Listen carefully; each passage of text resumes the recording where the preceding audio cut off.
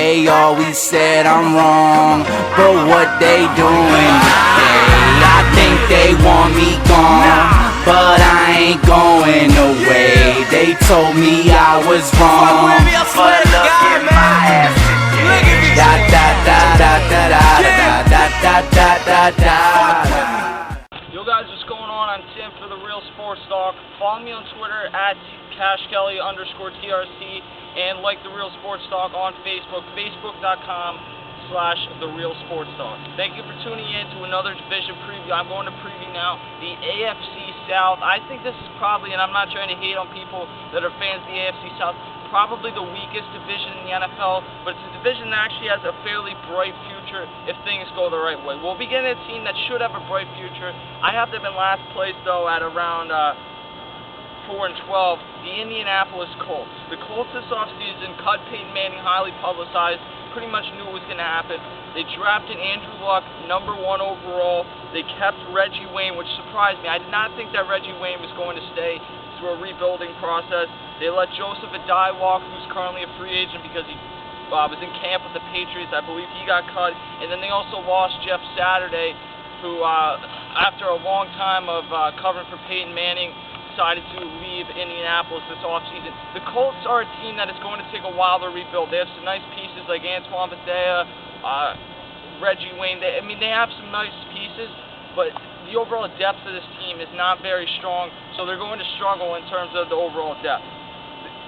I had the Jacksonville Jaguars at about 5-11, 6-10 in third place. I know a lot of people were, last year when I made the preview for the Jaguars, were not happy with me that I had them ranked so low, but I think in the end, they did not end up doing worse or better than what I said. I had them at 5-10. They're going through the rebuilding process. We really don't know if Blaine Gabbert is going to be successful through the long term.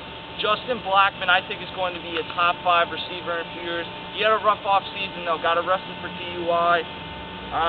It's not a good sign. You hope he's not the next Matt Jones with the Jaguars. Mike Mularkey, obviously, the head coach there. I don't know. Blaine Gabbert, I didn't get to see a ton of him last year. What I saw, he was not terrible. And they obviously did re-sign Maurice Jones-Drew the other day. I like that move, to re-sign Maurice Jones-Drew. Beyond that, there's not really a ton to look forward to this season. You hope that Blaine Gabbert can make the strides, that Justin Blackmon shows what made him one of the most coveted receivers in the draft in a few years. And one thing I do want to mention with the Colts, with Andrew Luck, I didn't break that down quite enough. I think Andrew Luck is going to be a really, really good quarterback. Cannot see him being the next Peyton Manning. I really think that Robert Griffin III was the best quarterback out of last year's class. I watched Andrew Luck a lot at Stanford. Great instincts, great skills. He's in a position right now, though, where he might struggle the first year or two because he just does not have a great team around. Titans in second place. I had the Titans at about 8-8, 9-7. I'll go with 8-8. I think that they'll just miss out on the playoffs. They just did like they did last year. They're going to get Kenny Britt back, although he had a rough off season. And they lost Cortland Finnegan as well, who's most famous for getting punched by Andre Johnson. But they lose Cortland Finnegan, their top corner. The big thing this year is, are you going to go with Jake Locker and kind of start the future now, or Matt Hasselbeck and give Jake Locker some more time to learn and just kind of go through another year where you're going to be, have an average quarterback right now? That's what Matt Hasselbeck has become at this point of his career, and just kind of delay it for another year. Chris Johnson should have a much better season this year than he did last year. I think he'll have a bounce-back year. It's going to come down to, I think Jake Locker will be the quarterback, at least for most of the season. I don't know if he'll begin the year's quarterback. You're going to go through some growing pains like you would with any young quarterback, and that's why the uncertainty at the quarterback position is why I don't have them as a potential playoff team. They're not too far off. They need to add a few more weapons in there for Locker, though. First place, I had the Houston Texans. I had them at 12-4. I expect a big season and maybe a deep playoff run for the Houston Texans this year. They get Matt Shaw back, and they made a pretty deep playoff run last year with T.J. Yates. Arian Foster, I think right now, is the best running back in the NFL with the uncertainty over Adrian Peterson's status with the ACL.